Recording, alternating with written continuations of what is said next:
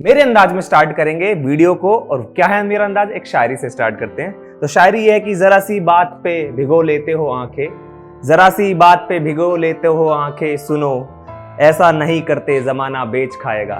Welcome back to Teach Monks. मेरा नाम है मनीष चौधरी। काफी सारे बच्चों ने मुझे कमेंट्स कर कर ये बोला है कि सर DSSB ने MTS की जो वैकेंसी निकाली है उसके लिए एक डिटेल वीडियो बना दीजिए। यानी कि डिटेल वीडियो जब हम बात करते हैं तो उसमें हम बात करेंगे कि एलिजिबिलिटी क्या रहने वाली है आपकी, हम साथ ही बात करेंगे कि आपका सिलेबस क्या है, और साथ के साथ ये भी बात करने वाले हैं कि उसका एग्जाम पैटर्न क्या होने वाला है। जिन बच्चों ने अभी तक MTS का फॉर्म नहीं फिल किया है तो फटाफट टीच मॉन्क्स के चैनल को विजिट कीजिए। वहां पर मैंने एक डिटेल वीडियो बनाई है, स्टेप बाय स्टेप प्रोसेस बताया है कि फॉर्म कैसे भरे और फॉर्म भरते समय क्या क्या गलतियां ना करें।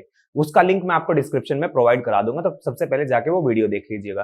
ठीक है, अब बात करते हैं इस वीडियो के बारे में कि इसमें हम जो ये 3 चीजें डिस्कस करने वाले हैं उनकी। लेकिन मेरे अंदाज में स्टार्ट करेंगे वीडियो को। और क्या है मेरा अंदाज, एक शायरी से स्टार्ट करते हैं। तो शायरी ये है कि जरा सी बात पे भिगो लेते हो आंखें, जरा सी बात पे भिगो लेते हो आंखें, सुनो ऐसा नहीं करते जमाना बेच खाएगा। तो चलिए आज की वीडियो स्टार्ट करते हैं। हमारा सबसे पहला टॉपिक ये है कि एलिजिबिलिटी की बात करेंगे कि एलिजिबिलिटी क्या है। देखिए, एलिजिबिलिटी अगर हम बात करें इस एग्जाम की तो सबसे बेस्ट आपके लिए चांस ये है कि आपको इस एग्जाम में जो आपकी क्वालिफिकेशन है ना वो 10th और 12th, यानी कि कुछ पोस्ट ऐसी है जिसमें आपको 10th अगर पास है आप तो भी अप्लाई कर सकते हैं, अगर आप 12th पास है आप तो भी अप्लाई कर सकते हैं। मिनिमम आपका यही इसकी क्वालिफिकेशन रहने वाली है। याद रखेंगे एलिजिबिलिटी क्या है इसकी। एलिजिबिलिटी में आपको मिलेगा या तो आप 10th पास हो या फिर आप 12th पास हो। कुछ पोस्ट ऐसी है जो 10th पास मांगती है, कुछ पोस्ट ऐसी है जो 12th पास मांगती है। ये आपकी मिनिमम क्वालिफिकेशन रहने वाली है। और भी काफी सारी एलिजिबिलिटीज है, जैसे कि एज रिलैक्सेशन जैसी बात करते हैं, उसके लिए भी मैंने एक अलग वीडियो बनाई है, जाके चैनल पे विजिट कीजिएगा, वो आपको वीडियो मिल जाएगी। ठीक है, अब दूसरी बात करते हैं कि आपका एग्जाम पैटर्न। देखिए, एग्जाम पैटर्न क्या होगा वो हम डिटेल में डिस्कस करेंगे कि आपका एग्जाम पैटर्न क्या रहने वाला है। ठीक है, फिर हम बात करेंगे थर्ड आपका सिलेबस। हम आपके सिलेबस की बात करेंगे कि आपका सिलेबस क्या रहने वाला है। देखिए, DSSB में ना एक बहुत अच्छी बात यह है कि उसके जितने भी एग्जाम होते हैं, चाहे जूनियर जुडिशियल असिस्टेंट की वैकेंसी निकली हो, चाहे अभी TGT PGT की वैकेंसी निकली हो, या फिर आपकी MTS की वैकेंसी है, इन सभी के अंदर आपको एक चीज कॉमन देखने को मिलेगी कि जो इसका एग्जाम का जो पैटर्न है वो कुछ सिलेबस सिमिलर है। जैसे कि अगर आप PRT या TGT की बात करेंगे, उसके अंदर जो सेक्शन A का पेपर होता है उसके लिए भी 5 टॉपिक्स दिए हैं सिलेबस के। आपका MTS का जो सिलेबस है उन्हीं सेम 5 टॉपिक से होएगा आपका एग्जाम जो होगा, यानी कि जो आपका पेपर आएगा। ठीक है, और अदर एग्जाम्स की बात करें उनके लिए भी यही 5 टॉपिक्स कॉमन है। तो यानी कि आपको इस चैनल पे ये बेस्ट फायदा हो जाएगा कि हम अगर आपको वो 5 टॉपिक्स पढ़ा रहे हैं, डिटेल में अच्छे से प्रिपरेशन करा रहे हैं, तो आप किसी भी एग्जाम में बैठ सकते हैं, किसी भी एग्जाम को दे सकते हैं। सिर्फ DSSB के एग्जाम नहीं, अगर आप SSC के CHSL या CGL जैसे एग्जाम दे रहे हैं वो भी आप कर सकते हैं, क्योंकि यहां पर आपका ऐसा बेस बन जाएगा कि आपको बाद में प्रॉब्लम नहीं होगी। ठीक है, अब नेक्स्ट बात करते हैं। नेक्स्ट सबसे मेन है एग्जाम पैटर्न। एग्जाम पैटर्न क्या है? देखिए, एग्जाम पैटर्न की अगर मैं बात करूं तो आपका जो एग्जाम पैटर्न है ना वो आपका, इसमें सबसे पहले तो मोड ऑफ एग्जामिनेशन क्या होगा एग्जाम पैटर्न के अंदर। देखिए, एग्जाम पैटर्न की जब हम बात कर रहे हैं, आपका मोड ऑफ एग्जामिनेशन जो है, मोड की अगर मैं बात करूं तो आपका जो मोड है वो है ऑनलाइन। ठीक है, ऑनलाइन, यानी कि ऑनलाइन को हम कहते हैं CBT भी कहते हैं, यानी कि कंप्यूटर बेस्ड टेस्ट। ठीक है, कंप्यूटर पे आपका ये एग्जाम होगा। अगर आपको कंप्यूटर चलाना नहीं आता है तो फटाफट जाइए कंप्यूटर चलाना सीख लीजिए, क्योंकि अगर आपने ऐसा नहीं किया तो प्रॉब्लम हो सकती है। क्योंकि आप कितनी भी अच्छी प्रिपरेशन कर लो, लेकिन जब आपको आंसर करना होगा, आपको कंप्यूटर चलाना नहीं आएगा तो आपका क्या होगा, स्पीड काफी जो है स्लो हो जाएगी, जिसकी वजह से आपका जो टाइम मैनेजमेंट है वो बिगड़ सकता है और आपके जो है प्रेशर बिल्डअप हो जाएगा, जिसकी वजह से आप एग्जाम खराब कर सकते हैं। तो फटाफट ये कर लीजिए। दूसरी बात करते हैं कि एग्जाम की इसमें मार्किंग स्कीम क्या है। मार्क्स की बात करें तो टोटल कितने मार्क्स का पेपर होता है? ये आपका टोटल 200 मार्क्स का पेपर होता है। याद रखेंगे कितने मार्क्स का पेपर होता है? टोटल 200 मार्क्स का आपका ये पेपर होता है, जिसमें टोटल आपको 5, जो मैंने आपको सिलेबस के पॉइंट्स बताए हैं, 5 पॉइंट्स में से 40-40 क्वेश्चन आएंगे।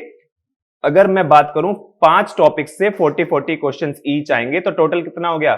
200। ठीक है, याद रखेंगे 40-40 क्वेश्चंस आएंगे, हर क्वेश्चन 1 मार्क्स का होगा, तो भूलना मत ये चीज को। ठीक है, नाउ नेक्स्ट अब बात करते हैं सबसे मेन है सिलेबस की, कि सिलेबस क्या रहने वाला है। देखिए सिलेबस की अगर मैं बात करूं, यहां पे आप देख सकते हैं सिलेबस को उन्होंने 5 जो टॉपिक्स बताए गए हैं, वो 5 टॉपिक्स मैं एक बार आपको बता देता हूं कौन कौन से हैं। सबसे मेन है आपका, पहले अगर मैं बात करूं जनरल अवेयरनेस का, ठीक है, जनरल अवेयरनेस का आपका पहला टॉपिक है। दूसरा है आपका जनरल एबिलिटी,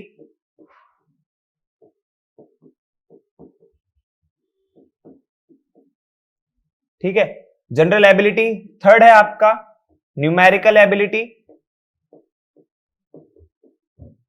ठीक है, न्यूमेरिकल एबिलिटी। न्यूमेरिकल एबिलिटी के बाद है आपका जनरल इंग्लिश,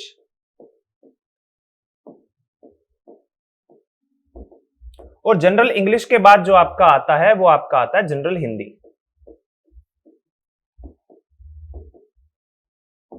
ठीक है, जनरल हिंदी। ये 5 टॉपिक्स हैं आपके, इन 5 ही टॉपिक से आपका पेपर आता है। अगर आप टीजीटी दे रहे हैं या पीजीटी दे रहे हैं या आप जूनियर जुडिशियल असिस्टेंट का एग्जाम दे रहे हैं, यानी कि DSSB के अंदर जो मैक्सिमम एग्जाम होते हैं और उसके अंदर जो टॉपिक है वो आपको ये 5 टॉपिक देखने को मिलेंगे, ठीक है। अगर हम बात करें जनरल अवेयरनेस की, तो जनरल अवेयरनेस से जो आपके क्वेश्चंस आते हैं वो आते हैं मेनली आपके हिस्ट्री से क्वेश्चन आएंगे, ज्योग्राफी का पार्ट आएगा। हिस्ट्री में भी ना ज्यादा डीप हिस्ट्री नहीं पूछता है, बेसिकली आपसे पूछ लेगा नेशनल मूवमेंट्स के बारे में पूछ लेगा, इंपॉर्टेंट इवेंट्स के बारे में पूछ लेगा, इस तरीके के क्वेश्चन आएंगे। ज्योग्राफी की बात करेंगे तो बेसिक ज्योग्राफी आपसे पूछा जाएगा, इतनी ज्यादा डिटेल ज्योग्राफी नहीं पूछी जाती है आपसे। पॉलिटी, ठीक है, पॉलिटी में आपसे पूछ ले जाएगा कॉन्स्टिट्यूशन से फंडामेंटल राइट्स हो गए, डीपीएसपी हो गए, ठीक है, आपके प्रेसिडेंट, प्राइम मिनिस्टर्स, हमारी जो कॉन्स्टिट्यूशनल बॉडीज होती हैं, सुप्रीम कोर्ट, इन सभी के बारे में आपसे पूछा जा सकता है। तभी मैं आपसे कह रहा हूं बार बार चैनल को जो है सब्सक्राइब कर लीजिए, क्योंकि यहां पर आपको वन स्टॉप सॉल्यूशन मिलने वाला है, इससे बाहर आपको जाने की जरूरत नहीं पड़ेगी।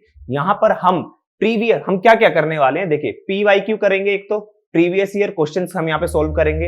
हम यहाँ पे क्या करेंगे, पूरे के पूरे लेक्चर्स करेंगे, ठीक है, लेक्चर्स करेंगे, साथ के साथ हम क्या करेंगे, प्रैक्टिस करेंगे, ठीक है। जो भी हम पढ़ लेंगे ना एमसीक्यूज के थ्रू, सारी की सारी चीजों की प्रैक्टिस करेंगे, तो आपको घबराने की जरूरत नहीं है। तो फटाफट चैनल को सब्सक्राइब कर लीजिए, जल्दी आपको 1-2 दिन में लेक्चर्स भी मिलना स्टार्ट हो जाएंगे। और आपका पॉलिटी के बाद इकोनॉमिक्स हो गया, कॉन्स्टिट्यूशन। देखिए कॉन्स्टिट्यूशन एक तरीके से पॉलिटी का ही पार्ट हो जाता है, ये पॉलिटी के अंदर ही आपको पढ़ा दिया जाएगा, ठीक है। स्पोर्ट्स से रिलेटेड आपको क्वेश्चंस मिल सकते हैं, जैसे कि आपके वर्ल्ड कप हुआ, फुटबॉल मैचेस हुए, लॉन टेनिस मैचेस हुए, जितनी भी चीजें स्पोर्ट्स से रिलेटेड आपका आएगा।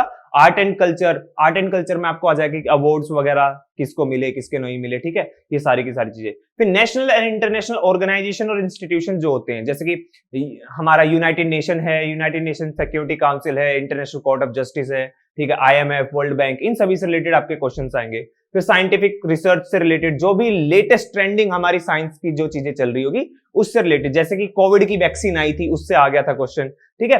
तो एवरीडे साइंस वही जो भी साइंटिफिक रिसर्च वगैरह होती है। और जनरल साइंस भी आ सकती है। जनरल साइंस में क्या होता है, बेसिक बायोलॉजी से आपके विटामिन्स वगैरह के बारे में पूछ लेगा, बॉडी ऑर्गन्स के बारे में, तो ये सारी की सारी चीजें ये आपकी जनरल अवेयरनेस के अंदर आ जाती है। नाउ अब हम बात करते हैं और भी कुछ बहुत सारी चीजें हमारे पास, जैसे ही अगला टॉपिक क्या होने वाला हमारा, जो मैंने आपको सिलेबस क्या बताया, जैसे general awareness, general ability, numerical ability, general English and general Hindi.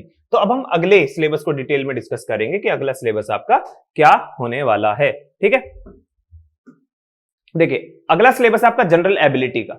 General ability में जब हम बात करते हैं बेसिकली रीजनिंग होता है, रीजनिंग को ही जनरल एबिलिटी बोल देते हैं। तो इसमें आपको मिलेगी जैसे प्रॉब्लम सॉल्विंग टाइप के क्वेश्चंस मिलेंगे, आपको एनालिसिस करना होगा, जजमेंट्स, काफी सारे क्या होगा, आपको सिनेरियोस दे दिए जाएंगे, उसके बेस पे आपके जजमेंट्स पूछे जाएंगे, ठीक है।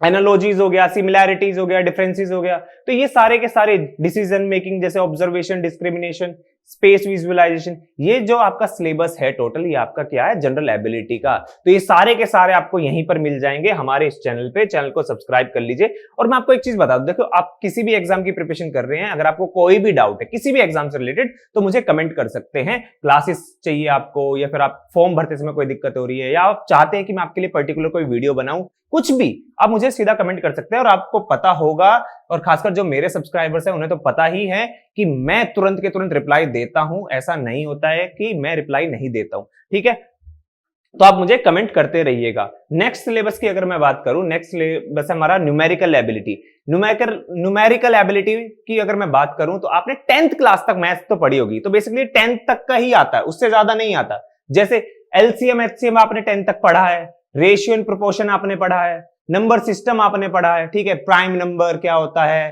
ठीक है, इवन नंबर, ऑड नंबर, ये सब आपने पढ़े हैं। सिंप्लीफिकेशन आपने पढ़े हैं, ठीक है, सिंप्लीफिकेशन आएगा।